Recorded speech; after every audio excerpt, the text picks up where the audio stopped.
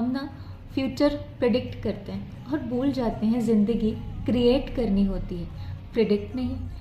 तुम्हारे turning point की गाड़ी का स्टीयरिंग तुम्हारा कर्म है और तुम्हारी स्पीड तुम्हारा धैर्य तय करेगा।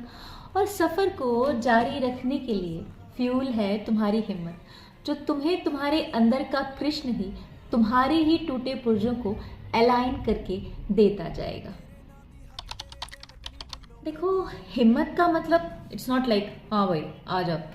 हिम्मत does not mean to be loud. और धीरज धैर्य का मतलब स्लो होना नहीं होता। और कर्म का मतलब बस काम करना नहीं है। भगवान का बेसिक रूल, कर्म करो, फल की चिंता मत करो।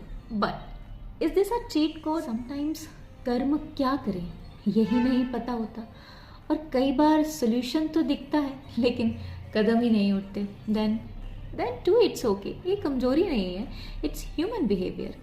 हम सबके घाव अलग हैं, किसी का दिल टूटा तो किसी का भरोसा खाक हुआ। But still point is simple, किसी कोने में अब भी कहीं तुम्हारे धुंधले से कृष्णा कह रहे हैं, थके मन से ही सही, भारी दिल से ही, धूमिल रास्ते में ही, तू उठ, कर्म कर, मैं तेरी कहानी लिख रहा हूँ फिर से।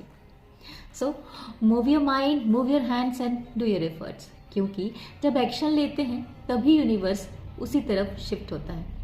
लेकिन हाँ, कर्म सही दिशा में उतनी ही ईमानदारी से होना चाहिए जितना क्लियर एंड ऑनेस्ट तुम्हें फल, the result, the outcome fruit चाहिए। तो यही था अध्याय 3, कर्म का अध्याय।